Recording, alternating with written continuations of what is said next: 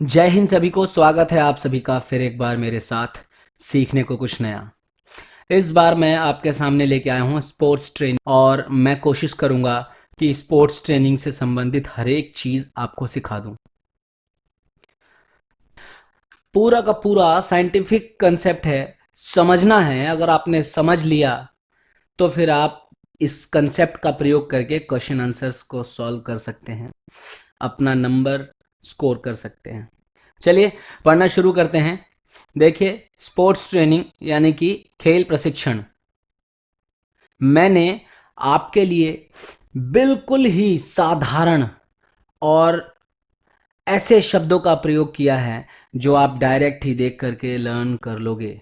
सुनते जाओगे, लर्न हो जाएगा, ज़रूरत पड़ने पर देख कर उतार भी सकते हो। चलिए सीखते हैं। खेल प्रशिक्षण अर्थात खेल या खेल से संबंधित सभी घटकों की शिक्षा, यानी कि खेल से जुड़ी हर एक बात को जानना। आखिर ट्रेनिंग कैसे करेंगे, किस प्रकार से अपना परफॉर्मेंस बढ़ाएंगे, आखिर क्या हो रहा है कि आप ट्रेनिंग बहुत कर रहे हो, परफॉर्मेंस आपका अच्छा नहीं हो रहा है, क्या कारण है, हर बात को जानेंगे। यह पूर्णतया वैज्ञानिक सिद्धांतों पर आधारित होता है, टोटली साइंटिफिक। इसमें एक खिलाड़ी को प्रशिक्षित करके उसे प्रतियोगिता के लिए तैयार किया जाता है।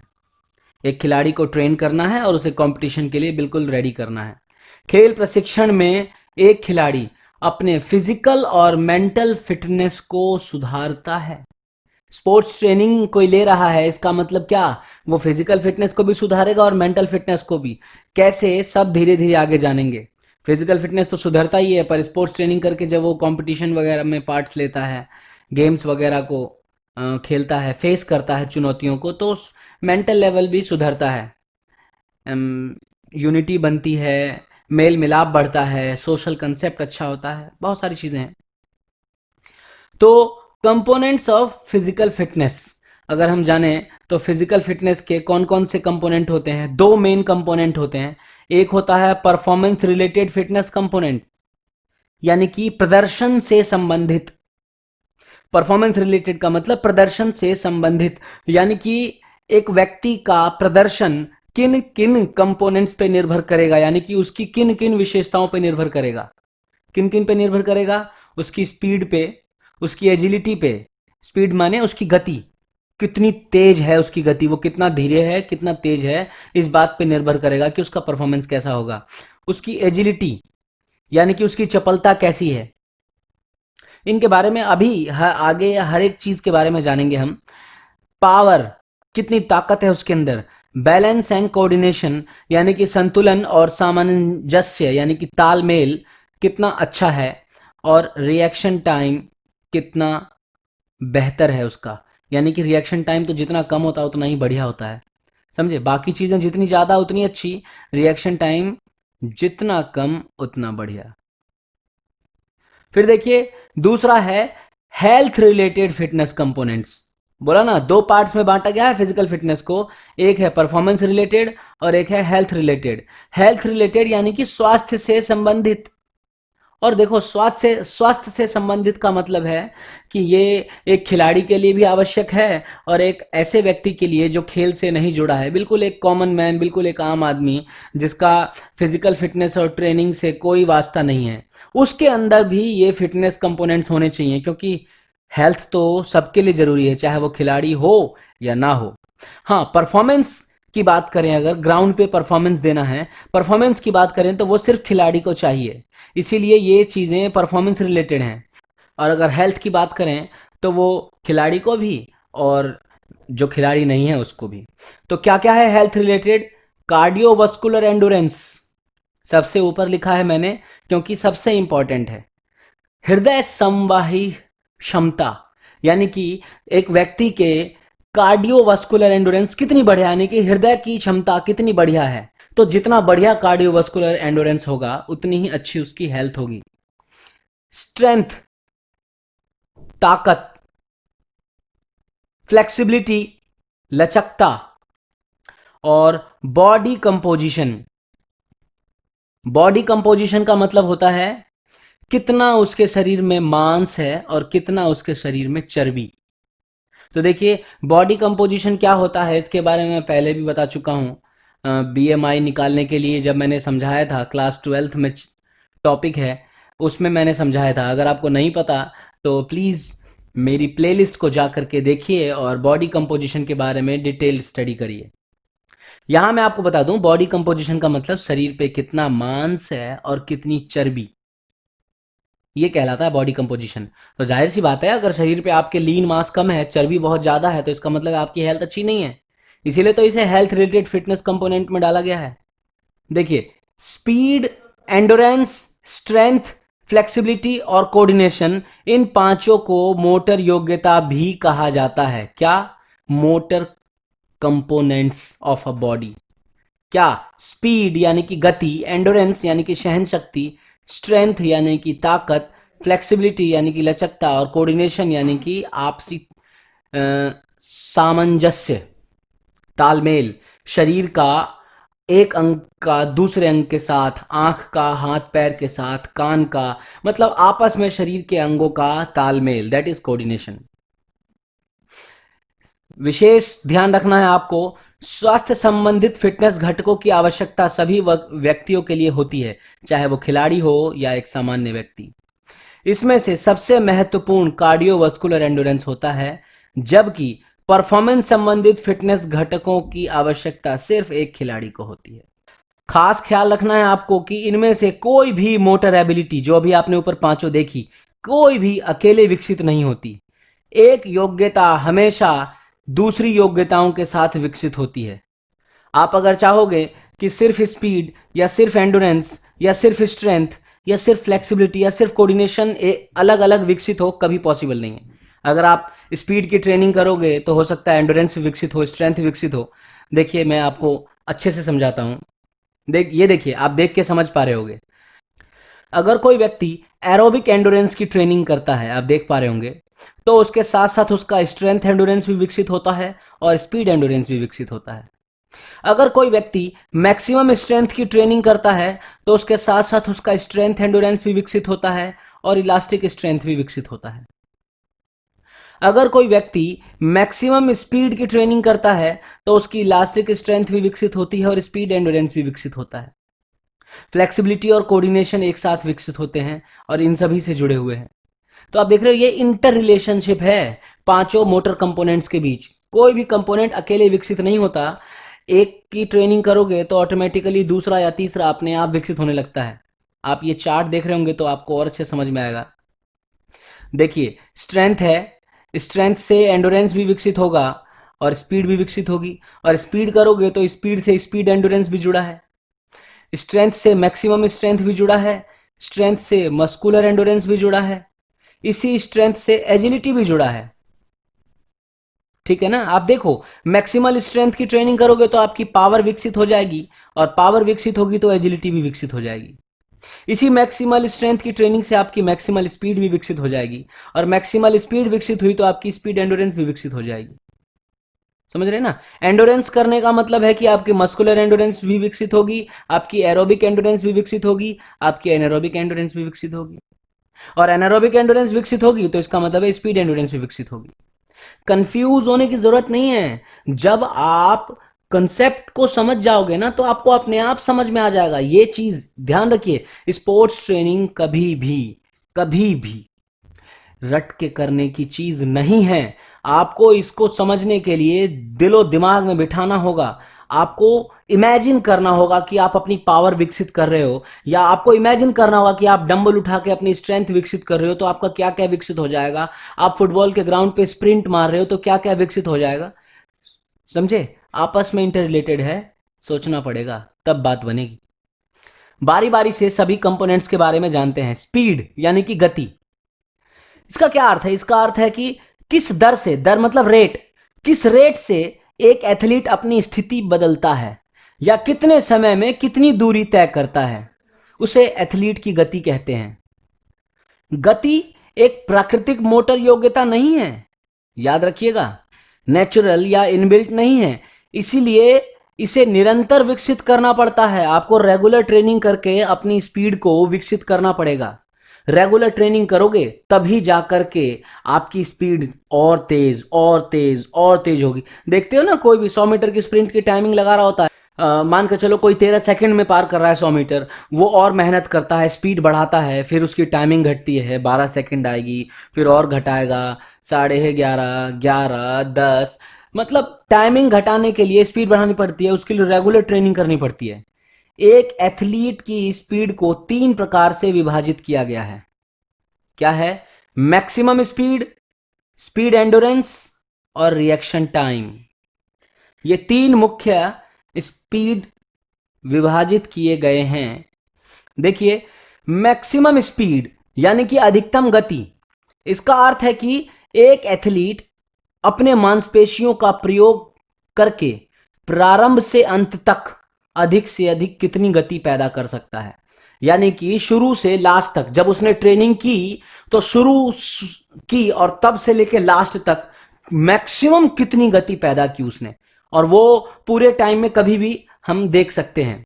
जैसे कि उदाहरण के तौर पर 100 मीटर की दौड़ में प्रयोग होने वाली गति, अब आप 100 मीटर की दौड़ में क्या होगा, शुरू में भागोगे तो शुरू में स्टार्ट करने पर जो स्पीड रहेगी उससे भी तेज तेज तेज तेज, और जैसे जैसे आप 50 मीटर, 60 मीटर, 70 मीटर पार करते जाओगे आपकी स्पीड बढ़ती चली जाएगी। एक मैक्सिमम जितनी ले जा पाओगे वो आपकी मैक्सिमम स्पीड होगी। पूरी ताकत लगा के दौड़ोगे तभी जीतोगे, तभी कम से कम समय में 100 मीटर पार होगा।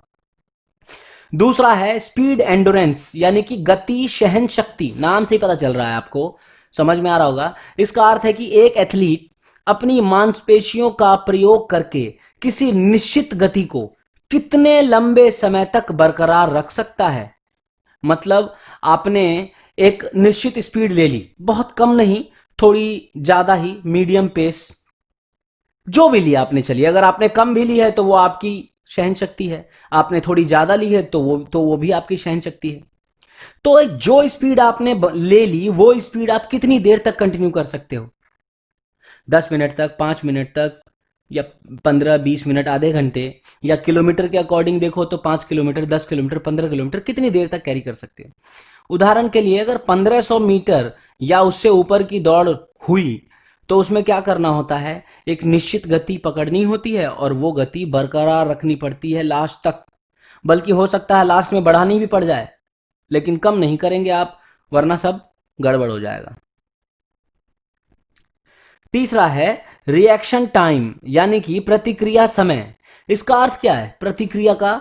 देखिए, इसका अर्थ है एक व्यक्ति द्वारा किसी स्टिमुलस, स्टिमुलस मतलब बाहरी उद्दीपक, अरे कोई अगर आपकी तरफ देख के आंख मार दे तो वो भी एक स्टिमुलस है, आपकी क्या प्रतिक्रिया होगी? हो सकता है कि करंट लग जाए आपको, आप भी रिप्लाई में आंख मार दो, शर्मा जाओ, गुस्सा हो जाओ, कुछ भी हो सकता है, कोई भी प्रतिक्रिया आप दे सकते हैं। तो बाहरी किसी भी स्टिमुलस की, यानी कि उद्दीपक की बाहरी क्रिया जो भी हो रही है उसके प्रति उत्तर में कितनी जल्दी आप प्रतिक्रिया करते हैं, कितनी जल्दी। मतलब किसी ने आपकी तरफ पंच मारा और उस पंच के प्रति उत्तर में कितनी जल्दी आपने अपने आप को डिस्प्लेस कर दिया, अपनी गर्दन झुका दी, या फिर हाथ उठा करके उसको ब्लॉक कर लिया, या फिर उसके प्रति उत्तर में तुरंत उसका हाथ रोकते ही वापस उसको काउंटर अटैक करके मार के बेहोश कर दिया। डिपेंड करता है ना आप कितनी जल्दी करते हो, वही आपका रिएक्शन टाइम है। उदाहरण के तौर पर बुलेट फायर होने पर एथलीट का रेस स्टार्ट करना, जैसे ही फायर होती है सुनाई देता है उसको कानों में, और उसके बाद जो जितनी जल्दी स्टार्ट कर देता है उसकी टाइमिंग उतनी बढ़िया हो जाती है, वो आगे निकल जाता है। स्टार्ट करने में लेट करोगे तो लेट हो जाओगे। कोच का स्टॉप वॉच स्टार्ट करना या फिनिश लाइन की प्रतिक्रिया, समझ रहे हो ना? बुलेट फायर होने के बाद सिर्फ एक खिलाड़ी का भी भागना जरूरी नहीं है। बुलेट फायर करने के बाद एक कोच के हाथ में जो जो टाइम कीपर होता है उसके हाथ में जो घड़ी होती है, वो स्टॉप वॉच भी वो कितनी तेज स्टार्ट करता है ये भी मायने रखता है। पता चला खिलाड़ी तो भाग लिए, उसने स्टॉप वॉच लेट शुरू किया, टाइमिंग गलत आएगी, रिकॉर्ड ही नहीं पता चल पाएगा। समझे? किसी भी थ्रो के इवेंट में फेंकने की टाइमिंग, आप भाला फेंक रहे हो, आप हैमर थ्रो कर रहे हो, जो आप फेंकते हो तो वो टाइमिंग आपने अपनी घूम घूम के गति बनाई और गति बनाने के बाद अब आप फेंक रहे हो, तो वो टाइमिंग मायने रखती है। ये प्रतिक्रिया समय एक खिलाड़ी की जीत और हार को निर्धारित करने में एक महत्वपूर्ण भूमिका निभाता है। एक खिलाड़ी जीता या हारा, या जीतेगा या हारेगा, इसमें महत्वपूर्ण भूमिका होती है इस रिएक्शन टाइम की। फिर अगला है एंडोरेंस, यानी कि सहन शक्ति। इसको स्टेमिना भी कहा जाता है। आपका कितना एंडोरेंस है वही आपका स्टेमिना है। इसका अर्थ है कि एक खिलाड़ी किसी कार्य को निश्चित तीव्रता या गति, इसका अर्थ है कि एक खिलाड़ी किसी कार्य की, किसी भी कार्य की, रनिंग हो, जंपिंग हो, कुछ भी, किसी कार्य की निश्चित तीव्रता या उसकी गति को कितने समय तक बरकरार रख सकता है। अभी आपने ऊपर स्पीड एंडोरेंस पढ़ा ना, वहां गति बहुत मुख्य था, यहां पर गति उतना मुख्य नहीं है। यहां पर यह है कि जो भी गति आपने ली वो आप कितनी देर तक बरकरार रख पाओगे। देखिए एंडोरेंस क्या है, ये सभी मोटर योग्यताओं को विकसित करने का आधार होता है। अगर आपके अंदर सहन शक्ति है ही नहीं, बहुत कम है, आप किसी काम को लंबे समय तक कर ही नहीं पा रहे हो, तो कैसे अपने अंदर कोई भी चीज विकसित कर पाओगे, कैसे कोई स्किल सीख पाओगे? ठीक है ना। सहन शक्ति के बिना एक खिलाड़ी किसी भी व्यायाम को या किसी भी एक्टिविटी को बार बार दोहरा ही नहीं पाएगा, जिसके कारण उसे कोई भी तकनीक या कौशल या मोटर योग्यता विकसित करने में परेशानी होगी। सहन शक्ति दो प्रकार की होती है, एक एरोबिक सहन शक्ति और दूसरा एनारोबिक सहन शक्ति। किताबों में तो कई तरीकों से लिखा मिल सकता है, हो सकता है वो सहन शक्ति को और कितने ही ग्रुप में डिवाइड कर दें, पर मेनली एरोबिक और एनारोबिक ही होता है, इसी में सब समा जाता है। देखिए एरोबिक एंडोरेंस यानी एरोबिक सहन शक्ति, इसका क्या अर्थ है? इसका अर्थ है कि ऑक्सीजन की उपस्थिति में, यानी कि भरपूर मात्रा में ऑक्सीजन आपको मिल रही है, ऊर्जा को प्राप्त करते हुए किसी कार्य के किसी निश्चित तीव्रता को, मतलब जो भी आपने उसकी स्पीड, उसकी जो इंटेंसिटी है तय की है, उस तीव्रता को अधिक से अधिक समय तक जारी रखना, यह है एरोबिक सहन शक्ति। ठीक है ना। एरोबिक सहन शक्ति का प्रयोग सामान्यतः वहां होता है जहां मांसपेशीय संकुचन धीरे हो। आप स्लो काम करेंगे तभी एरोबिक रह पाएंगे, ज्यादा तेज किया तो आप एनारोबिक हो जाएंगे। जैसे लंबी दूरी की दौड़, यानी कि मैराथन दौड़, half marathon, full marathon, cross country जो 12 किलोमीटर की होती है, 10 किलोमीटर की होती है, यहां पर एरोबिक एंडोरेंस जरूरी है। 5 किलोमीटर की दौड़, एरोबिक एंडोरेंस जरूरी है, क्योंकि आप ऑक्सीजन की उपस्थिति में कार्य करेंगे तभी ही इतने लंबे समय तक टिक सकते हैं, और उसके लिए जरूरी है कि आप अपनी स्पीड को थोड़ा सा कम रख करके मेंटेन करके चलें। दूसरा एनारोबिक एंडोरेंस, यानी कि एनारोबिक सहन शक्ति। इसका क्या अर्थ है? इसका अर्थ है कि ऑक्सीजन की अनुपस्थिति में, वो उपस्थिति थी एरोबिक में, यहां अनुपस्थिति है एनारोबिक में, अनुपस्थिति में ऊर्जा को प्राप्त करते हुए किसी कार्य की किसी निश्चित तीव्रता अधिक से अधिक समय तक जारी रखना। अब ये बिना ऑक्सीजन के है, समझे।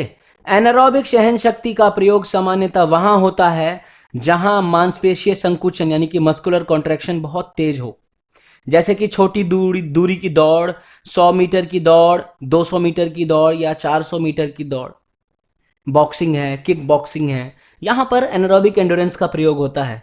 कम समय में बहुत तेजी से कार्य करना होता है। देखिए मैं अगर मुख्य अंतर बताऊं एरोबिक सहन शक्ति और एनारोबिक सहन शक्ति में, मुख्य अंतर क्या होगा? कार्य को करने की तीव्रता की अगर बात करें, इंटेंसिटी, तो एनारोबिक में 90 से 100% तक हमारी हार्ट बीट होती है, यह हार्ट बीट है, हृदय की धड़कन, और एरोबिक में 50 से 75% तक होती है मैक्सिमम की। अगर आपकी मैक्सिमम, यानी कि ट्रेनिंग के समय मैक्सिमम आपकी हृदय की धड़कन 180 तक जा सकती है अगर, तो उस 180 का 99 से 100%, समझे, ये मैक्सिमम की बात कर रहे हैं। अगर ड्यूरेशन की बात करूं, यानी कि समय अवधि, तो एनारोबिक 10 सेकंड से लेके 1 मिनट तक ज्यादा से ज्यादा, मतलब जैसे ही आप ट्रेनिंग शुरू करोगे आप एनारोबिक रहोगे 0 से 10 सेकंड, 10 से 20, 20 से 30, ज्यादा से ज्यादा 1 मिनट तक आप एनारोबिक रह सकते हो। 1 मिनट या उससे अधिक की अगर एक्सरसाइज कर रहे हो तो समझो कि आप ऑटोमेटिक एरोबिक हो जाओगे, क्योंकि एनारोबिक ऊर्जा का भंडार खत्म हो जाता है जल्दी। मैं अब समझाऊंगा आपको ऊर्जा का भंडार कैसे कैसे कार्य करता है। डिस्टेंस की बात करें, अगर दूरी की बात करें, अगर स्पोर्ट्स एक्टिविटीज के डिस्टेंस की बात करें तो 80 मीटर से 400 मीटर तक की दूरी की दौड़ जो है वो एनारोबिक में आती है, और 400 मीटर से अधिक, कभी कभी 400 भी ले लेते हैं हम, 400 मीटर भी एरोबिक में ले लेते हैं, पर 400 मीटर से अधिक यानी कि 800, 1500, 3000, 5000 मीटर तक, या उससे भी ऊपर 10 किलोमीटर, 21 किलोमीटर, या फिर 42.195 यानी कि फुल मैराथन, ये सभी एरोबिक में। रिपीटिशंस यानी कि पुनरावृत्ति की अगर बात करें तो एनारोबिक में हम ज़्यादा से ज़्यादा 1 से 5 की पुनरावृत्ति करते हैं, मतलब 1 बार से 5 बार तक पुनरावृत्ति करेंगे, और एरोबिक में 3 बार से 20 बार तक की पुनरावृत्ति करते हैं। अगर आपने 800 मीटर के चक्कर मारने हैं और एरोबिक तरीके से यानी कि धीरे धीरे, तो आप 10 चक्कर मारोगे, 15 चक्कर मारोगे, 20 चक्कर या उससे भी ज़्यादा। लेकिन यही अगर आपको एनारोबिक करना है तो आप कितने चक्कर करोगे? 1, 2 या फिर 3, इतने में ही ढेर हो जाओगे, क्योंकि बहुत ताकत, 90 से 100% ताकत का इस्तेमाल करके अगर आपने 400 मीटर के राउंड मार दिए 3, तो समझो कि पूरे दिन की थकान हो गई। फिर रिकवरी बिटवीन रैप्स, मतलब एक रैप के बाद दूसरे रैप के बीच में कितने समय का रिकवरी टाइम लेते हैं एनारोबिक में? तो एनारोबिक में 2 से 10 मिनट का गैप होता है, 2 मिनट से लेके 10 मिनट तक। मतलब आप 1 मिनट दो, 2 मिनट या 3 या 4 या 5 जो भी है, मतलब आप 2 मिनट दो, 5 मिनट दो, 8 मिनट दो, 10 मिनट दो, मतलब 10 से ज़्यादा नहीं। पर ये 2 से 10 भी इसलिए है क्योंकि आप पूरी ताकत का इस्तेमाल करते हैं, इसलिए ज़्यादा रेस्ट देना पड़ता है। और एरोबिक में आप अपनी पूरी ताकत का इस्तेमाल नहीं करते, इसलिए उसमें रेस्ट कम मिलता है। देखो 1 से 3 मिनट तक ज़्यादा से ज़्यादा, और बहुत ज़्यादा अगर दे दिया तो 5 मिनट, 5 मिनट लेकिन बहुत ज़्यादा हो जाएगा। ठीक है, आगे देखिए, स्ट्रेंथ यानी कि शक्ति के बारे में। ताकत और शक्ति अलग अलग चीजें, ध्यान रखना। मांसपेशीय शक्ति का अर्थ है मांसपेशियों द्वारा बल लगाने की क्षमता, कितना फोर्स पैदा कर सकती है हमारी muscles, that is our muscular strength. और मांसपेशियों की शक्ति किसी भी खेल में, क्रिया में प्रदर्शन करने के लिए अत्यंत अनिवार्य है। अगर आपकी मांसपेशियों में ताकत कम है, आप अपना परफॉर्मेंस बेहतर नहीं दे सकते। अगर आपकी ताकत है आपके अंदर, अगर आपकी मांसपेशियों की शक्ति कम है, तो आप किसी खेल में बढ़िया प्रदर्शन नहीं दे पाएंगे, क्योंकि यह अनिवार्य है कि आपकी शक्ति अच्छी खासी हो। इसे भी 2 भागों में बांटा गया है, डायनेमिक स्ट्रेंथ यानी कि गतिशील शक्ति, यानी कि जब आप कोई गति कर रहे हैं, चल फिर रहे हैं, कोई एक्टिविटी कर रहे हैं उस समय, और दूसरा स्टैटिक स्ट्रेंथ यानी कि स्थिर शक्ति, जब आप रुके हुए हैं उस समय। तो देखिए ज़्यादातर तो गतिशील शक्ति का प्रयोग होता है हर प्रकार के खेल में, हर प्रकार की एक्टिविटी में। जान लीजिए इसके बारे में। डायनेमिक स्ट्रेंथ को भी 3 भागों में बांटा गया है, पहला मैक्सिमम स्ट्रेंथ, दूसरा एक्सप्लोजिव स्ट्रेंथ, और तीसरा स्ट्रेंथ एंडोरेंस। देखिए बारी बारी से समझिए। मैक्सिमम स्ट्रेंथ यानी कि अधिकतम शक्ति, इसका अर्थ है कि एक एथलीट अधिक से अधिक कितना वजन उठा सकता है। अधिक से अधिक यानी कि एक पुनरावृत्ति अधिकतम, यानी कि 1 रिपीटिशन मैक्स। जैसे कि अगर मैं आपको जिम से उदाहरण दूं, तो आप जिम के अंदर इतना वजन लगाओ, जैसे आपने लगा लिया 110 किलो, और जब आप उसे उठा रहे हो तो एक बार उठा पाए, वो भी बड़ी पूरी सारी ताकत लगाने के बाद, और फिर अब आपको लगा कि अब दोबारा नहीं उठा पाओगे, तो वो आपकी मैक्सिमम स्ट्रेंथ है। मतलब अधिक से अधिक एक बार रैप कर सको। उदाहरण के तौर पर शॉर्ट पुट में गोला फेंकना, ये आपकी मैक्सिमम स्ट्रेंथ। भाई साहब, बहुत जितनी ज्यादा स्ट्रेंथ होगी उतनी ही ज्यादा दूर आप गोला फेंक पाओगे। तो अगर आपकी मैक्सिमम स्ट्रेंथ अच्छी है तो आप शॉर्ट पुट में गोले को बहुत दूर तक फेंक पाओगे। इसीलिए तो गोला फेंकने वाले, भाला फेंकने वाले, चक्का फेंकने वाले, है ना, हथौड़ा जो हैमर थ्रो होता है उसको फेंकते हैं जब, तो वो वेट ट्रेनिंग तो अनिवार्य है, करते ही करते हैं ताकि अपना मैक्सिमम स्ट्रेंथ सुधार सकें। देखो लिखा है, अधिकतम शक्ति को विकसित करने में उठाए गए भार की गति और भार उठाने में लगा समय महत्व नहीं रखता। आपने कितनी जल्दी उठा लिया या कितना टाइम लगाया महत्व नहीं रखता, सिर्फ उठाए गए भार की मात्रा महत्वपूर्ण है। मतलब आपने कितना उठाया, बस यही इंपॉर्टेंट है मैक्सिमम स्ट्रेंथ में। अभी देखिए, एक्सप्लोजिव स्ट्रेंथ यानी कि विस्फोटक शक्ति, इसका अर्थ है कम से कम समय में अधिक से अधिक बल लगा पाना, बिल्कुल थोड़े समय में मैक्सिमम पावर अपनी, मैक्सिमम शक्ति अपनी लगा देना।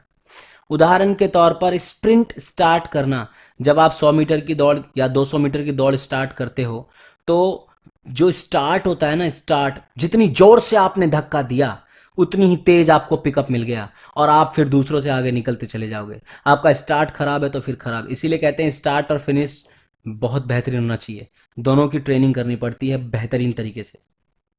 मुक्का मारना, जब आप किसी को पंच कर रहे हो तो एक्सप्लोजिव स्ट्रेंथ का प्रयोग होता है, एक झटके में सारी ताकत लगा के मार देना है। खड़ी कूद, जब आप वर्टिकल जंप करते हैं, खड़े खड़े ऊपर कूदना हो जैसे बास्केटबॉल में। ऊंची कूद यानी कि हाई जंप जब आप करते हैं, हाई जंप का एथलेटिक्स में होता है ना। लंबी कूद, इन सभी में आपके शरीर की विस्फोटक क्षमता अच्छी होनी चाहिए। एक झटके में अधिक से अधिक ताकत लगाओ और परफॉर्मेंस अपना बेहतरीन दे दो। देखो, इसीलिए विस्फोटक शक्ति लगाने के लिए दो चीजें आवश्यक होती हैं। पहला, अधिकतम शक्ति यानी कि मैक्सिमम स्ट्रेंथ, जो भी आपने ऊपर पढ़ा, मैक्सिमम स्ट्रेंथ। और दूसरा, अधिकतम नियंत्रित गति यानी कि मैक्सिमम कंट्रोलेबल स्पीड। अगर अभी समझो ध्यान से, एक्सप्लोजिव स्ट्रेंथ लगाने के लिए आपको स्ट्रेंथ भी चाहिए और स्पीड भी चाहिए। इसीलिए हम एक्सप्लोजिव स्ट्रेंथ को पावर में भी तुलना कर देते हैं, पावर भी मान लेते हैं। मैक्सिमम स्ट्रेंथ और मैक्सिमम कंट्रोलेबल स्पीड, मतलब मैक्सिमम स्पीड नहीं कहेंगे, मैक्सिमम कंट्रोलेबल स्पीड, मतलब जिसे आप नियंत्रित करके और अपनी मांसपेशियों को सटीक लगा पाओ, तभी तो वो काम की होगी ना आपके। और तीसरा, स्ट्रेंथ एंडोरेंस। देखिए, अगला अगला आपको पढ़ना है स्ट्रेंथ एंडोरेंस यानी कि शक्ति सहन शक्ति। इसका क्या अर्थ है? इसका अर्थ है कि एक खिलाड़ी अपनी एक निश्चित शक्ति को, जो भी आप चाहते हो, जैसे कोई वजन नहीं उठाना है, मान लो आपने 50 किलो वजन उठा लिया, अब उतने वजन को, किसी भी निश्चित शक्ति को किसी प्रतिरोध पर कितने समय तक बरकरार रख सकता है। मतलब आप वो 50 किलो उठा के कितने समय तक रख सकते हो। ये मैं वजन उठाने की बात कर रहा हूं। अगर दौड़ से बात करें तो उदाहरण के तौर पर 3000 मीटर की दौड़ या उससे ऊपर की दौड़ में स्ट्रेंथ एंडोरेंस का इस्तेमाल होता है, क्योंकि इसमें क्या होता है, आप अपनी एक निश्चित स्पीड बना लोगे और उस स्पीड को लास्ट तक मेंटेन करके रखोगे। तो यही है शक्ति सहन शक्ति। ताकत का भी प्रयोग कर रहे हो और उस ताकत को आखिरी तक बना के भी रख रहे हो। ठीक है। और अभी आपने ये तीनों पढ़ लिया डायनामिक स्ट्रेंथ के बारे में। अब आप जानिए स्टैटिक स्ट्रेंथ यानी कि स्थिर शक्ति, वो शक्ति जो रुकी हुई अवस्था में होती है। इसीलिए इसे आइसोमेट्रिक शक्ति भी कहा जाता है, अर्थात अपनी मांसपेशियों में बिना किसी गति के अधिक से अधिक बल कुछ समय के लिए निरंतर लगाना। जैसे कि आप दीवार पर धक्का लगाने लगो और पूरी ताकत से धक्का लगा के रखो, आपकी बाइसेप्स और आर्म्स जो है मांसपेशी भर जाएगी पूरी, कंधे वगैरह, लेकिन लगेगा नहीं कि कोई काम हुआ। विज्ञान के हिसाब से कोई काम होगा नहीं, पर पूरी तरह से आप थक जाओगे। वो क्या है? वो स्थिर शक्ति लग रही है वहां पर, स्टैटिक स्ट्रेंथ। कोई मूवमेंट नहीं है आपकी मांसपेशियों में। तो इनका प्रयोग खेलों में नहीं होता, पर हाँ भारोत्तोलन में थोड़ा बहुत इनका प्रयोग किया जाता है, जब आप वेट लिफ्टिंग करते हैं तब। हाँ, स्टैटिक स्ट्रेंथ का प्रयोग आजकल बहुत होने लगा है, जैसे कि प्लैंक करते हैं, प्लैंक पेटों की मांसपेशियों को मजबूत करने के लिए एक्सरसाइज करते हैं, या फिर अपने आप को जो पुलअप बार होता है जिसपे हम पुलअप्स करते हैं, चिनअप्स करते हैं, उसमें अपने आप को ऊपर खींच के रोक के रखना, तो स्टैटिक स्ट्रेंथ अगर अच्छी है आपकी तो आपको फायदा मिलेगा। ऊपर जो भी डायनामिक स्ट्रेंथ में आपने तीनों पार्ट पढ़े, यानी कि एक्सप्लोजिव स्ट्रेंथ, स्ट्रेंथ एंडोरेंस और मैक्सिमम स्ट्रेंथ, इन तीनों को विकसित करने में फायदा होगा। अगला देखिए फ्लेक्सिबिलिटी यानी कि लचकता। इसे कई बार सप्लीनेस या मोबिलिटी भी कहा जाता है। इसका अर्थ है आपके जोड़ किस रेंज तक गति कर सकते हैं, कितनी दूर तक खुल सकते हैं आपके जोड़, कितनी गति कर सकते हैं। जितनी अधिक शरीर की लचकता होगी उतनी ही अच्छे तरीके से मांसपेशियां हड्डियों और जोड़ों पर बल लगा सकेंगी, उतना ही बेहतर प्रदर्शन दे सकेंगी, चोट की संभावना उतनी ही कम हो जाएगी। जोड़ों की खराब लचकता के कारण खराब प्रदर्शन भी होता है और चोटों की संभावना भी बढ़ जाती है। समझे? फ्लेक्सिबिलिटी मुख्य रूप से दो प्रकार की होती है। पहला पैसिव फ्लेक्सिबिलिटी यानी कि निष्क्रिय लचकता, और दूसरा एक्टिव फ्लेक्सिबिलिटी यानी कि सक्रिय लचकता। बारी बारी से जानिए। देखिए, पैसिव फ्लेक्सिबिलिटी यानी कि निष्क्रिय लचकता, वो लचकता जिसे किसी साथी या पार्टनर, समझ रहे हो ना, की मदद से विकसित किया जाता है। इसीलिए इस तरीके को पार्टनर स्ट्रेच मेथड भी कहा जाता है। आप स्ट्रेचिंग करके बैठ जाओ और आपका पार्टनर मदद करेगा आपकी रेंज ऑफ मोशन बढ़ाने में, वो और ज़्यादा आपको और ज़्यादा फैलाएगा। जहाँ पर आपको दर्द महसूस होने लगेगा आप कहोगे कि बस बस बस इतना ही है, रहने दो, और फिर उस पोजीशन में आपको छोड़ देगा या होल्ड करके रखेगा कुछ देर तक के लिए। देखिए, अगला है एक्टिव फ्लेक्सिबिलिटी यानी कि सक्रिय लचकता। इसे बाहरी सहायता के बिना या बाहरी सहायता के साथ भी विकसित किया जा सकता है। यह भी दो प्रकार की होती है, स्टैटिक फ्लेक्सिबिलिटी यानी कि स्थिर लचकता अर्थात रुकी हुई अवस्था में, और डायनेमिक फ्लेक्सिबिलिटी यानी कि गतिशील लचकता यानी कि गति की अवस्था में। समझ रहे हो ना? एक्टिव यानी कि सक्रिय लचकता भी दो प्रकार की है, स्टैटिक फ्लेक्सिबिलिटी और डायनेमिक फ्लेक्सिबिलिटी। ठीक है, आगे देखिए कोऑर्डिनेशन यानी कि सामंजस्य, तालमेल।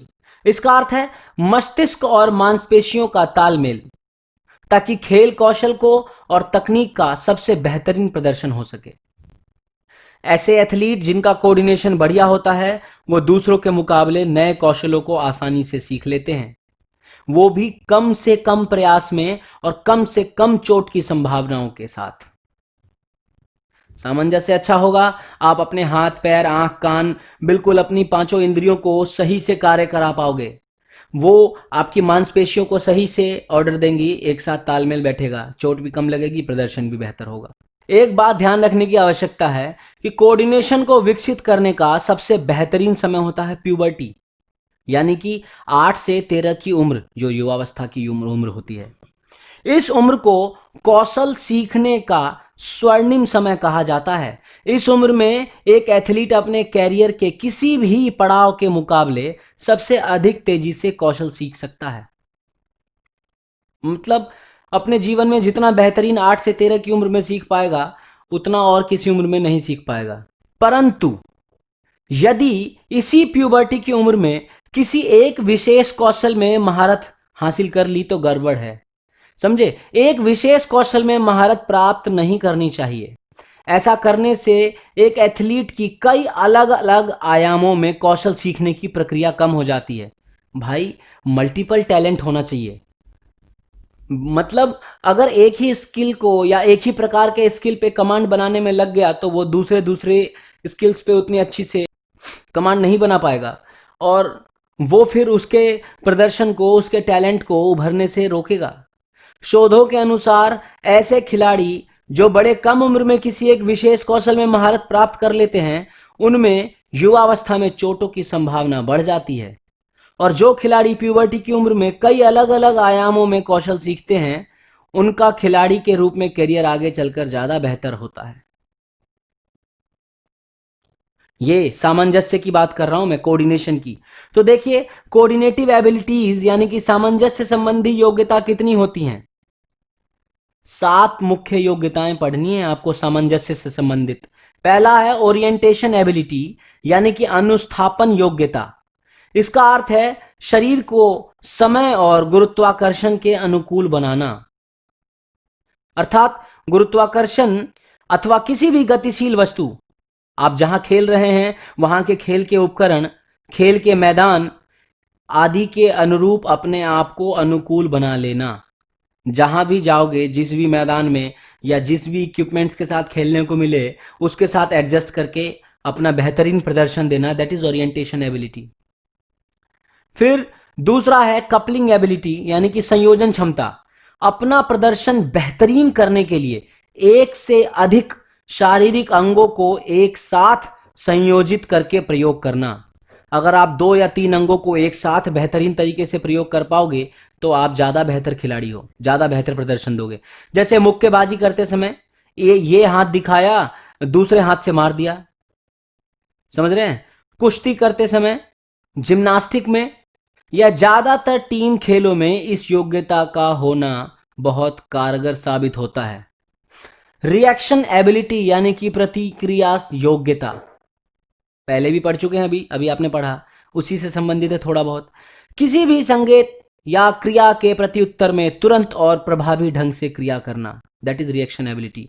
और ये भी 2 प्रकार की होती हैं। पहला सिंपल रिएक्शन एबिलिटी, यानी कि सामान्य प्रतिक्रिया, और दूसरा कॉम्प्लेक्स रिएक्शन एबिलिटी, यानी कि जटिल प्रक्रिया।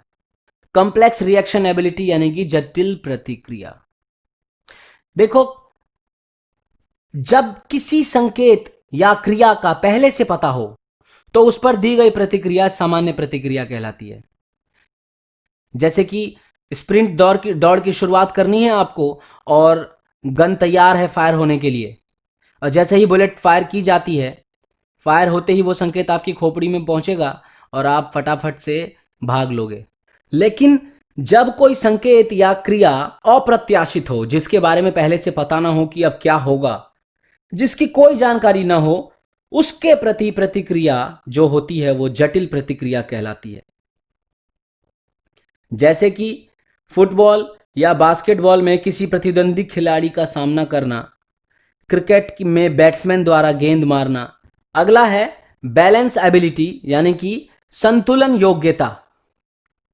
क्या इसका अर्थ है शरीर द्वारा किसी भी गति के दौरान संतुलन बनाए रखने की योग्यता, और यदि किसी गतिविधि के दौरान संतुलन बिगड़ भी जाए तो तेजी से दोबारा संतुलन बना लेने की योग्यता। ज्यादातर खेलों में इसकी आवश्यकता पड़ती है, जैसे फुटबॉल में, रग्बी में किसी ने धक्का मार दिया या आप इधर से उधर भग गए, खुद ही बैलेंस बिगड़ गया, बैलेंस मेंटेन करना है, खेलना है। बास्केटबॉल में, हॉकी में, पोलो में, इन सभी में, और भी बहुत सारे गेम्स हैं। फिर अगला है रिदम एबिलिटी, यानी कि लय योग्यता। इसमें खिलाड़ी किसी भी गतिविधि के ताल को पहचानता है, जो लय चल रहा है, जो रिदम चल रहा है, उसको पहचानता है और उसी ताल के अनुसार, उसी रिदम के अनुसार प्रतिक्रिया करके गतिविधि को पूर्ण करता है। जैसे जिम्नास्टिक में, एरोबिक जिम्नास्टिक होती है, रिदम दे दिया जाता है आपको, उसी रिदम पे कार्य करना है।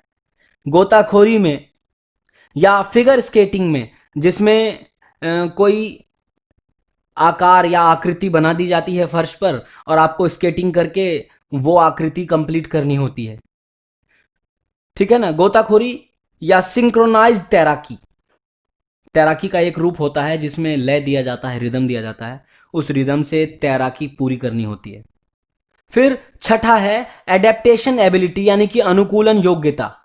इसका अर्थ है किसी भी गतिविधि में परिवर्तन होने पर, कोई भी गतिविधि, कोई भी क्रिया आप कर रहे हैं, उसमें परिवर्तन हो, वो परिवर्तन पहले से पता हो आपको या पहले से ना पता हो, अपेक्षित या अनापेक्षित कुछ भी हो, उस परिस्थिति के अनुरूप बदलकर गतिविधि को पूरा करने की योग्यता, एडेप्टेशन एबिलिटी। और फिर अगला है डिफरेंशिएशन एबिलिटी, यानी कि विभेदन योग्यता। क्या इसका अर्थ क्या है? इसका अर्थ यह है कि शरीर के द्वारा किसी भी गतिविधि के दौरान सबसे उच्च स्तर की सटीकता प्राप्त करना, सबसे बेस्ट परफॉर्मेंस, सबसे बेहतरीन एक्यूरेसी। ये योग्यता निर्भर करती है कि एक खिलाड़ी का कौशल क्या है, कितना बढ़िया उसका स्किल है, उसका अनुभव कितना है, उसकी मोटर फिटनेस यानी कि गामक दक्षता कितनी अच्छी है, यही सब चीजें हैं जिस पर निर्भर करेगा कि उसकी डिफरेंशिएशन एबिलिटी कितनी अच्छी होगी, उसकी विभेदन क्षमता कितनी अच्छी होगी। फिर अगला है एजिलिटी, यानी कि चपलता, यानी कि फुर्ती। लोग कह देते हैं फुर्ती, पर आप फुर्ती का मतलब ये मत समझना कि बहुत कितनी जल्दी जल्दी जल्दी जल्दी काम कर लिया ना।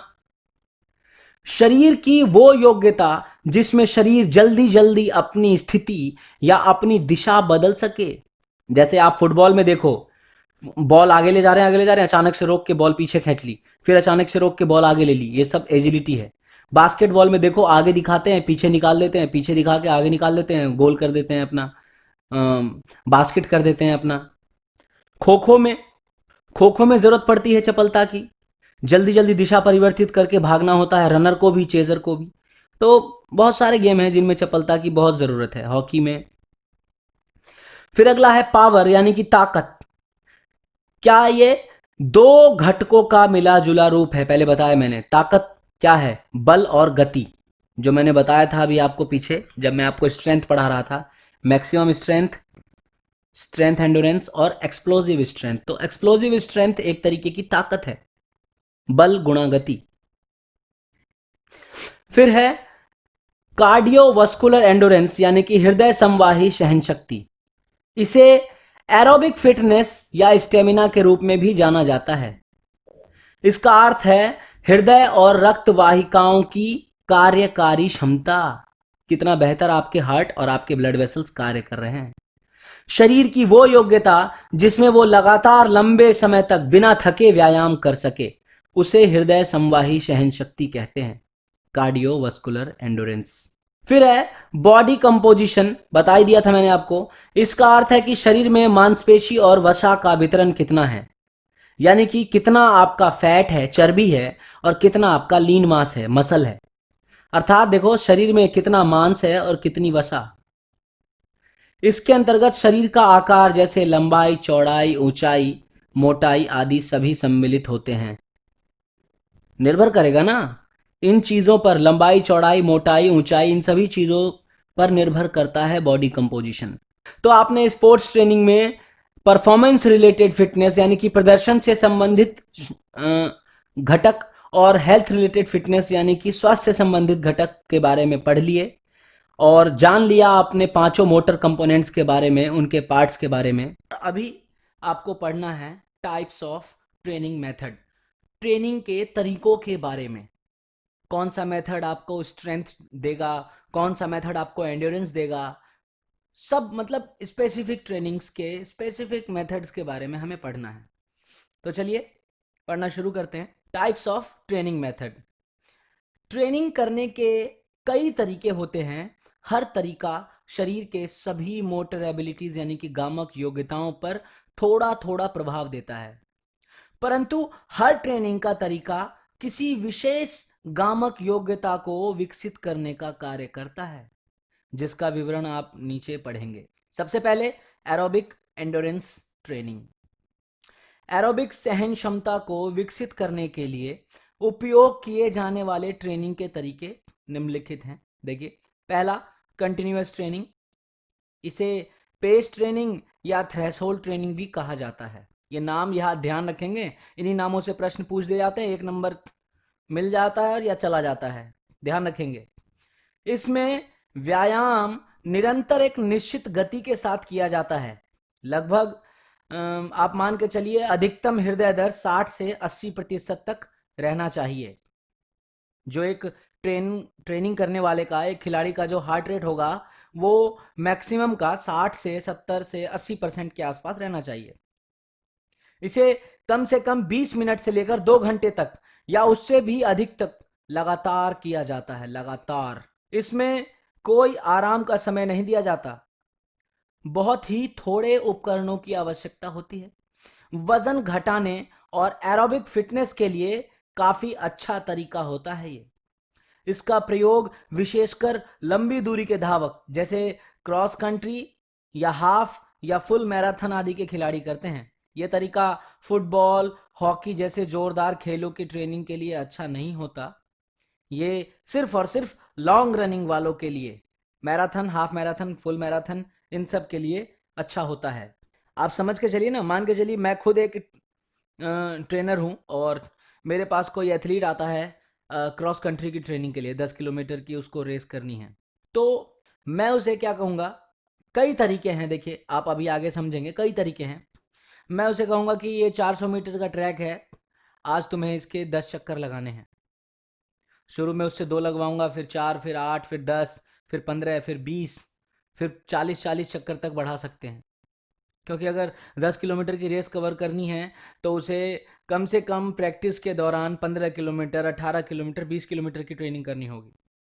वो कंटिन्यूस ट्रेनिंग करेगा, कंटिन्यूस मेथड है, पेस ट्रेनिंग या थ्रेशोल्ड ट्रेनिंग इसे कहते हैं। एक मतलब एक ऐसी रफ्तार सेट करते हैं जो ना कम हो ना बहुत ज़्यादा हो, लेकिन आपकी एंडोरेंस को चुनौती देने लायक सही हो।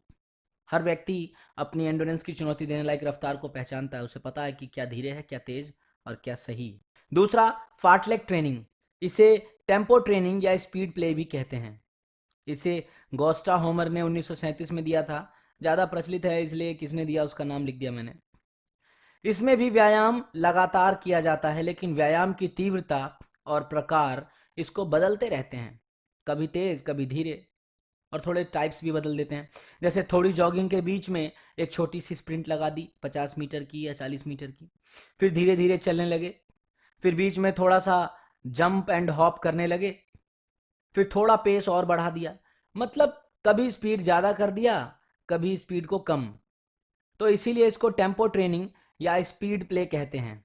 ये उन खेलों के लिए अच्छा होता है जिसमें पेस को बदलते रहने की आवश्यकता होती है, जैसे फुटबॉल, हॉकी आदि। ध्यान रखना है आपको, फार्टलेक ट्रेनिंग एरोबिक और एनारोबिक दोनों प्रकार की सहन शक्ति को विकसित करता है। ये सब खास बातें ध्यान रखनी है, जिसे आप बहुत हल्के में लेके छोड़ देते हैं वही आपके नंबर कटवा देता है, ध्यान रखना। इंटरवल ट्रेनिंग पढ़ते हैं, इसका अर्थ है अंतराल प्रशिक्षण विधि, अर्थात ट्रेनिंग की बारंबारता के बीच आराम के लिए अंतराल देकर ट्रेनिंग करना, रेस्ट दे दे के ट्रेनिंग करना, पानी पिला पिला के मारना। इंटरवल ट्रेनिंग दो प्रकार का होता है, एरोबिक इंटरवल और एनारोबिक इंटरवल। अब देखिए, एरोबिक इंटरवल इसे LIIT यानी कि लो इंटेंसिटी इंटरवल ट्रेनिंग भी कहते हैं। इसमें ट्रेनिंग की तीव्रता कम होती है, यानी कि 70 से 80% ऑफ मैक्सिमम हार्ट रेट, और पुनरावृत्ति यानी कि रिपीटिशन के बाद आराम का समय दिया जाता है। जैसे अभी आपने पीछे एरोबिक ट्रेनिंग पढ़ा था ऊपर कंटिन्यूअस ट्रेनिंग में, उसमें था कि आराम नहीं दिया जा रहा था, पर इसमें यह है कि आराम दे दो, 400 मीटर के 4 चक्कर लगाने के बाद 5 मिनट का आराम दे दो, फिर 400 मीटर के 4 चक्कर लगाने के बाद 5 मिनट का आराम दे दो। आप आराम दे सकते हैं, या हर 400 मीटर के एक चक्कर के बाद 2 मिनट का आराम दे दो, वो डिपेंड करता है अभी फिटनेस कितनी अच्छी है एक एथलीट की, या कोच कितना ज़्यादा एम रखता है, उस हिसाब से बढ़ाया घटाया जा सकता है। तो ऐसा इसलिए करते हैं, आराम इसलिए देते हैं ताकि शरीर ऊर्जा को पुनः संचित कर सके, परंतु यह आराम का समय निर्भर करता है पहले ट्रेनिंग कर चुके समय पर या बारंबारता पर। आप कितना समय कर चुके हैं ट्रेनिंग, या आपने कितने रैप्स कंप्लीट कर दिए, उसके अकॉर्डिंग आपको आराम दिया जाएगा, कम या ज़्यादा। मैंने बताया ना, 400 मीटर के एक एक राउंड अगर मारने के बाद आराम देना है तो 1 मिनट 1.5 मिनट का आराम दे दिया, और अगर 400 मीटर के 4 4 राउंड के बाद देंगे आराम तो 5 मिनट का, 6 मिनट का। समझ रहे हैं आप, मेरी हर एक कही हुई बात को ध्यान से समझिए। एनारोबिक इंटरवल ट्रेनिंग क्या है, इसे HIIT यानी कि हाई इंटेंसिटी इंटरवल ट्रेनिंग भी कहते हैं। इसमें ट्रेनिंग की तीव्रता काफी अधिक होती है, यानी कि 80 से 90% ऑफ मैक्सिमम हार्ट रेट, और इसमें 2 रिपीटेशंस के बीच का आराम का समय भी कम होता है, तभी तो हाई इंटेंसिटी होगा ना। जैसे 100 मीटर की दौड़ 85% अधिकतम क्षमता से दौड़ने के बाद या तो आराम कर लो 30 सेकेंड, या फिर 200 मीटर 50% क्षमता से हल्की दौड़ लगाते हुए आओ ताकि रिकवरी हो सके। पूरा रेस्ट कर लो 30 सेकेंड, या फिर 200 मीटर थोड़ा हल्की हल्की जॉगिंग करते हुए वापस आ जाओ। तो ध्यान रखना है कि ट्रेनिंग की तीव्रता यदि 100 से 110% ऑफ मैक्सिमम हार्ट रेट होती है तो इसे VHIIT कहते हैं, यानी कि very high intensity interval training. इसमें रिपीटेशंस के बीच आराम का समय और कम कर दिया जाता है, और ज्यादा लोड बढ़ाने के लिए, समझे। कायदे से अगर ज्यादा हाई इंटेंसिटी कराई है तो आराम का समय ज्यादा देना पड़ता है, अगर किसी को बस रिलैक्स करने देना है तो। पर आप अगर कंपटीशन के लिए तैयार कर रहे हैं अपने आप को साइंटिफिक वे में लोड बढ़ा रहे हैं अपने शरीर पर, तो इंटेंसिटी बढ़ा दो खूब हाई, और उसके बाद रेस्ट का समय घटा दो, अपने आप शरीर पे लोड बढ़ता चला जाएगा। समझे? एनारोबिक इंटरवल ट्रेनिंग एक खिलाड़ी का एनारोबिक एंडोरेंस और स्पीड दोनों बढ़ाने के लिए प्रयोग किया जाता है। ध्यान रखेंगे, स्पीड भी और एनारोबिक एंडोरेंस भी। फिर है सर्किट ट्रेनिंग। देखिए, सर्किट ट्रेनिंग क्या होता है, इसमें कई व्यायामों का एक सर्किट तैयार कर लिया जाता है। वो सर्किट लगभग 10 या 12 स्टेशनों का होता है। मतलब मान लो 10 लोग हैं या 12 लोग हैं, तो 10-12 लोगों को एक साथ गोले में खड़ा कर दिया। अब प्रत्येक स्टेशन पर एक अलग प्रकार का व्यायाम होता है या कार्य, जो भी हो। इसमें व्यायाम का समय अंतराल और आराम का समय अंतराल स्थिति के अनुसार रखा जाता है। मान लो टोटल 10 स्टेशन बना दिए हैं। पहले स्टेशन पे पुशअप्स करवाया, दूसरे स्टेशन पे जंपिंग करवाई, बर्पी जंप्स, तीसरे स्टेशन पे हल्की हल्की मतलब 50 मीटर की स्प्रिंट सबसे करवा दी, चौथे स्टेशन पे मेडिसिन बॉल थ्रो करवा दिया, पांचवें स्टेशन पे रस्सी कूदवा दी। मतलब हर स्टेशन पे अलग अलग काम होगा और वो सबको करते हुए गुजरना है। तो ये जो सर्किट ट्रेनिंग है, इसका प्रयोग एरोबिक सहन शक्ति और शक्ति दोनों को विकसित करने के लिए किया जाता है। ध्यान रखेंगे आप, एरोबिक एंडोरेंस और स्ट्रेंथ दोनों को विकसित करने के लिए किया जाता है सर्किट ट्रेनिंग का प्रयोग। फिर देखिए, अगला है anaerobic endurance and speed training. देखो, इसके लिए पहले ही बता चुका हूं मैं अभी आपको। इसमें एनारोबिक इंटरवल ट्रेनिंग और फार्टलेक ट्रेनिंग, इन दोनों का प्रयोग किया जाता है, एनारोबिक एंडोरेंस बढ़ाने के लिए और स्पीड ट्रेनिंग करने के लिए। फिर है फ्लेक्सिबिलिटी ट्रेनिंग, लचकता। देखो, इसका प्रयोग शरीर में लचकता प्राप्त करने के लिए किया जाता है। शरीर की लचकता निर्धारित करेगी कि आपका प्रदर्शन कितना बेहतरीन होगा। ये जो जॉइंट्स के रेंज ऑफ मोशन होते हैं ना, ये सुधरता है फ्लेक्सिबिलिटी से। तो फ्लेक्सिबिलिटी विकसित करने के लिए अपनाए जाने वाले तरीके आप जानिए उनके बारे में। पहला, स्टैटिक मेथड क्या है? यह तरीका विशेषकर बच्चों में और नौसिखिए एथलीटों में प्रयोग किया जाता है। ये कूल डाउन में या फिर चोट के बाद पुनर्वास में यानी कि रिहेबिलिटेशन में प्रयोग किया जाता है। इसमें मांसपेशियों और जोड़ों को उनकी सीमा तक खींचा जाता है, जहां तक उनकी सीमा हो, ताकि हल्का हल्का सा खिंचाव महसूस हो, हल्का सा दबाव दर्द महसूस हो। फिर उस स्थिति में लगभग 30 सेकंड तक रोक कर रखा जाता है। यही प्रक्रिया प्रत्येक अलग जोड़ पर दोहराई जाती है। तो देखिए, योग के ज्यादातर आसन इसी के अंतर्गत आते हैं। दूसरा, डायनामिक मेथड। इसका अर्थ है गतिशील या बदलते हुए तरीकों से।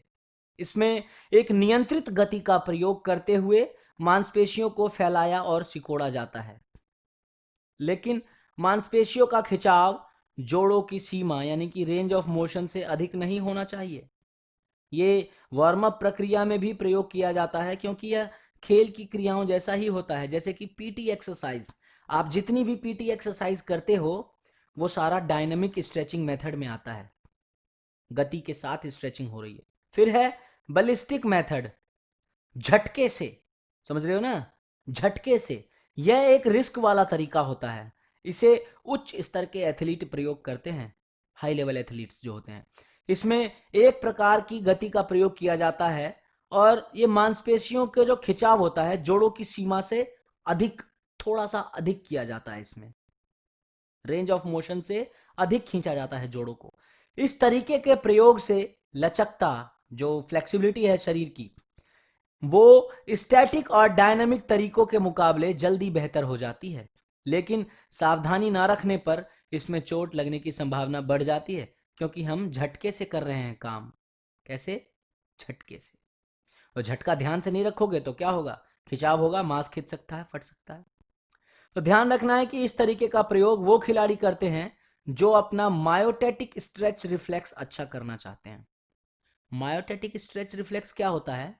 इसका अर्थ है एक ऐसा अनैच्छिक मांसपेशीय संकुचन जो अचानक से मांसपेशी को सीमा से अधिक खिंच जाने पर उसको फटने, टूटने या किसी अन्य प्रकार की हानि से बचा सके। मान लो आप किसी ऐसे गेम में हो जिसमें अचानक से ज्यादा स्ट्रेच करना पड़ जाता है, फुटबॉल में ही डिफेंस करने वाले को करना पड़ जाता है, या फिर मार्शल आर्ट्स में करना पड़ जाता है, रेसलिंग में। तो ऐसे कंडीशन में हाँ, हमें पहले से भी ऐसी ट्रेनिंग करनी चाहिए झटका ले लेके, ताकि अगर कभी अचानक से झटका पड़ जाए तो हमारे शरीर में वो नुकसान ना हो। सबसे महत्वपूर्ण और सबसे बेहतरीन तरीका PNF method, proprioceptive neuromuscular facilitation. इसे कॉन्ट्रैक्ट रिलैक्स स्ट्रेचिंग कहते हैं, या होल्ड रिलैक्स स्ट्रेचिंग भी कहा जाता है। इसको और भी कई रूप हैं इसके, जैसे पीआईआर मतलब पोस्ट आइसोमेट्रिक रिलैक्सेशन, या क्रैक यानी कि कॉन्ट्रैक्ट रिलैक्स एंटागोनिस्ट रिलैक्स। ये सब इनके नाम है, याद रखना है आपको। ये लचकता प्राप्त करने का सबसे उत्तम और आधुनिक तकनीक है। ये लचकता के साथ साथ मांसपेशीय शक्ति को भी बढ़ाता है। इसमें पार्टनर की आवश्यकता होती है। इसमें एक पार्टनर, स्थिर वस्तु, कुछ भी ले लो आप, इसकी आवश्यकता होती है। इसमें पहले मांसपेशियों को एक स्टैटिक स्ट्रेच यानी कि स्थिर फैलाव करते हुए फैलाया जाता है। उसके पश्चात इसे निरंतर एक निश्चित प्रतिरोध के विरोध में कम से कम 10 सेकंड तक रखा जाता है। इस तरह से ये लचकता और शक्ति दोनों प्रदान करता है। देखो, मैं ऐसे नहीं समझ में आए तो आप ऐसे समझो, मान लो आप बटरफ्लाई स्ट्रेच कर रहे हो, दोनों पैर को मोड़ के और तितली की तरह स्ट्रेच करते हैं। तो उसमें एक पार्टनर आपके दोनों घुटनों पर दबाव डालेगा और धीरे धीरे धीरे धीरे धीरे धीरे दबाता रहेगा उसे। वो दबाएगा, आप ऊपर करने की कोशिश करोगे, वो दबाएगा, आप ऊपर करने की कोशिश करोगे। समझ रहे हैं? तो कॉन्ट्रैक्ट रिलैक्स स्ट्रेच का तरीका है ये। जैसे अगर मैं आपको बताऊं, अगर मेरे पास कोई पार्टनर नहीं है, बिना पार्टनर के कर रहा हूं, तो मान लीजिए पार्क में रनिंग कर रहे हैं, 100 मीटर की रनिंग करी, शरीर गर्म हो गया, फिर साइड स्क्वाट्स मार के पैरों को स्ट्रेच किया, अपने लेग स्प्लिट किए, पैरों को दोनों को फैलाया, लेग स्प्लिट किया मैंने, ठीक है। फिर लेग स्प्लिट करते करते 5 मिनट किया तो शरीर थोड़ा ठंडा हो गया, फिर उठ करके फिर एक राउंड लगा लिया। तो राउंड लगाने से बॉडी एक्टिव हो जाती है, पूरा शरीर गर्म हो जाता है। उसके बाद फिर कॉन्ट्रैक्ट रिलैक्स मेथड जब करते हैं, मतलब पहले आप मसल्स को एक्टिवेट करिए, उसे स्ट्रेच करिए, फिर उसे रिलैक्स करिए, फिर एक्टिवेट करिए, स्ट्रेच करिए, रिलैक्स करिए। That is proprioceptive neuro muscular facilitation. ठीक है, सबसे बेस्ट तरीका होता है ये। फुल फॉर्म भी याद रखनी है आपको, एग्जाम में आ सकता है। फिर है स्ट्रेंथ ट्रेनिंग, इसे वेट ट्रेनिंग भी कहा जाता है। ये मांसपेशीय शक्तियों को बढ़ाने के लिए एक बढ़िया तरीका होता है, और इसका प्रयोग करते ही लोग अपनी मांसपेशी शक्ति को बढ़ाने के लिए कई तरीकों से करते हैं। जैसे फ्री वेट ट्रेनिंग, यानी कि फ्री वेट का प्रयोग करना, इसमें डंबल का प्रयोग करना, बारबेल का प्रयोग करना, ईंट उठा ली, ईंट से कर लिया, देखा होगा देहात में, सिलेंडर उठा के कर रहे हैं लोग, फ्री वेट, कुछ भी कर लेते हैं लोग, वजन चाहिए बस उठाने के लिए। फिर दूसरा होता है fixed weight training, weight fix करके, इसमें पुली मशीन का प्रयोग होता है। फिर है हाइड्रोलिक मशीन, ये बहुत सही होते हैं, बिल्कुल सटीक कार्य करने में मदद करते हैं। क्यों? क्योंकि हाइड्रोलिक मशीन आपका रेंज ऑफ मोशन गलत नहीं होने देगा। आप गलत तरीके से खींचोगे, वो गलत तरीके से खींचने नहीं देगा। समझ रहे हैं? बहुत हाई प्रोफाइल जिम्स में मिलेगा आपको हाइड्रोलिक मशीन। हाइड्रोलिक मतलब वो जैसे गाड़ियों के शॉकर होते हैं, आपने देखा होगा बाइक के अगले शॉकर, वो हाइड्रोलिक पे काम करते हैं, दबते हैं, उसके अंदर लिक्विड भरा होता है, इस तरीके से होता है हाइड्रोलिक। फिर चौथा तरीका कैलिस्थेनिक्स, ये भी आजकल बड़ा फेमस हो रहा है। इसमें खुद के शरीर के भार का प्रयोग किया जाता है, जैसे पुशअप करना, चिनअप करना, आपने देखा होगा वीडियोस में, फ्री ट्रेनिंग करते रहते हैं सब, फ्री वेट ट्रेनिंग पार्कों में, स्ट्रीट वर्कआउट जिसे कहते हैं, वो बढ़िया बढ़िया बॉडी बना के रखते हैं सारे, वो कैलिस्थेनिक्स की मदद से। फिर है रेजिस्टेंस बैंड ट्रेनिंग, देखा होगा आपने, रेजिस्टेंस बैंड भी बहुत चलता है आजकल।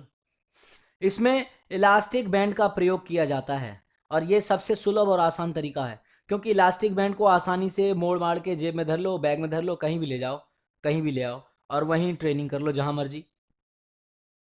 और सर्किट ट्रेनिंग मैंने आपको पहले बताया, इसका भी प्रयोग ऊपर मैं वर्णन कर चुका हूं कि इसका प्रयोग भी स्ट्रेंथ के लिए किया जाता है। देखो, ध्यान रखना है कि इस विधि में एक विशेष तरीके का प्रयोग किया जाता है जिसे पिरामिड ट्रेनिंग कहते हैं। इसमें पिरामिड ट्रेनिंग में क्या होता है, यदि आप रिपीटिशंस को यानी कि पुनरावृत्ति को बढ़ाते हैं तो फ्रीक्वेंसी घटा देंगे, बारंबारता घटा देंगे। या फिर उल्टा करेंगे, अगर बारंबारता बढ़ा देंगे तो रिपीटेशंस को घटा देंगे। मैं अगर आपको समझाऊं तो सपोज करिए आप जिम में वेट ट्रेनिंग करते हैं, आपने 10 किलो का डंबल उठाया है। अब 10 किलो के डंबल से अगर आप एक एक सेट 20-20 रैप का मार रहे हैं, 20 रैप का एक सेट मारा आपने, फिर दूसरा सेट भी 20 का, तीसरा सेट भी 20 का, चलो पहला तो आपने कर लिया। अब आपको बढ़ाना है, पिरामिड ट्रेनिंग करनी है। अब आपने 10 किलो डंबल की जगह 15 किलो का डंबल ले लिया, वजन बढ़ा दिया अगर आपने, तो आपको रैप घटाना पड़ेगा। अब आप 20 की जगह 10 ही रैप लगाओगे। और अब 20 किलो के डंबल की जगह आप 30 किलो का डंबल उठा लो, तो अब रैप और घटाओगे आप। अब 10 की जगह 5 ही रैप मारोगे, 5 बार ही रिपीटेशंस करोगे। समझ रहे हो ना? वेट बढ़ाते गए तो रिपीटेशंस घटाते गए। या फिर आप ऐसा करो कि वेट 10 किलो का ही रखो, 10 किलो का ही डंबल लो, पहली बार में उसे 20-20 के 3 सेट मारो। अब डंबल 10 किलो का ही रखो, दूसरी बार में अब आप रैप 20 की जगह पर 30 रैप मारो, लेकिन सेट 2 ही मारोगे, 30-30 के 2। और तीसरी बार में डंबल 10 किलो का ही है और रैप आप 30 का नहीं रखोगे, 40 का एक मार दोगे, मतलब 40 का एक रैप, एक सेट। तो आप समझ रहे हो, आपने रैप बढ़ाए तो आप उसकी बारंबारता घटा रहे हो, या फिर आपने वेट बढ़ाए तो रिपीटिशंस घटा रहे हो। तो पिरामिड ट्रेनिंग यही कहती है कि एक चीज बढ़ा रहे हैं तो एक चीज घटा रहे हैं। ये भी सही रहता है, ओवरलोड से इंजरी को मतलब ओवरलोड ज़्यादा ना हो जाए, इंजरी ना हो जाए, इससे बचाने के लिए सही रहता है ये। फिर अगला है प्लायोमेट्रिक ट्रेनिंग, इसे डेप्थ जंप भी कहा जाता है। पहले इसे डेप्थ जंप क्यों कहते हैं? क्योंकि पहले ऊंचाई पे कूदोगे, फिर ऊंचाई से नीचे पे कूदोगे। मान लो 3 फुट ऊंचे आपने 4-5 बक्से रखे हुए हैं, एक 3 फुट ऊंचा है, एक 4 फुट ऊंचा है, एक 2 फुट ऊंचा है, इस तरीके से कोई ऊंचा कोई नीचा।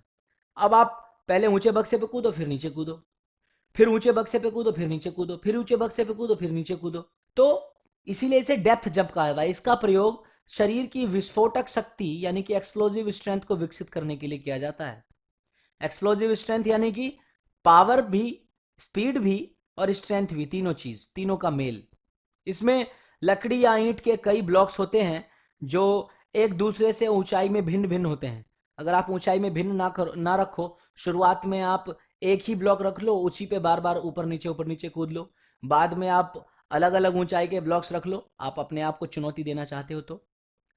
खिलाड़ी को बारी बारी से दोनों पैरों से एक साथ या सिर्फ एक पैर से, मतलब लंगड़ी टांग कर लो या दोनों टांग से कर लो, मर्जी है, उछलकर उन ब्लॉक्स के ऊपर चढ़ना होता है, फिर नीचे उतरना होता है, फिर ऊपर चढ़ना होता है, फिर नीचे उतरना होता है। ध्यान में रखना है कि यह तरीका पहले सिर्फ निचले शरीर की विस्फोटक क्षमता को विकसित करने के लिए प्रयोग किया जाता था, सिर्फ लोग पैरों से कूदते थे। लेकिन अब देखा जाता है कि यह ऊपरी शरीर की विस्फोटक क्षमता को विकसित करने के लिए भी प्रयोग किया जाता है। लोग पुशअप्स मारते हैं इस तरीके से, एक कई सारे ब्लॉक्स रख लेंगे, पहले पुशअप मारेंगे एक ब्लॉक पे ऊपर हाथ रख के, फिर नीचे कूद जाएंगे, फिर उससे ऊपर की ब्लॉक पे हाथ रखेंगे, फिर नीचे हो जाएंगे, फिर उससे ऊपर ब्लॉक की हाथ रखेंगे। आपने देखा होगा, कई सारे वीडियोस में देखा होगा, करते हैं लोग, अपने आप को चैलेंज करते हैं, दिखाते हैं 5 फुट ऊंचा रख लिया, 4 फुट ऊंचा रख लिया, और नीचे से पुशअप्स की पोजीशन में अपने आप को उछाल के और ऊपर वाले पे हाथ रख लेते हैं, या कोई कुर्सी रख लेता है, कुर्सी पे कर लेते हैं इस तरीके से। विस्फोटक क्षमता बढ़ाना है, लोग क्या करते हैं, ऊंचे ऊंचे ब्लॉक्स नहीं मिलते हैं तो आजकल विस्फोटक क्षमता बढ़ाने के लिए लोग पुशअप्स में वैरायटी करने लगे हैं, अपने आप को उछाल के क्लैपिंग करते हैं, अपने आप को उछाल के तरह तरह से हाथों को ऊपर नीचे कर करके फिर पुशअप्स की पोजीशन में आ जाते हैं, खूब देखा होगा आपने करते हुए। ये सभी क्या है, प्लायोमेट्रिक ट्रेनिंग के अंदर आते हैं। तो स्पोर्ट्स ट्रेनिंग के तरीके आपने जान लिए, ये चारों पांचों तरीके स्पेशली यूटिलाइज होते हैं। तो बाकी स्पोर्ट्स ट्रेनिंग से संबंधित और चीज़ों को जानने के लिए मेरे साथ जुड़े रहिए, सीखते रहिए। तब तक के लिए जय हिंद।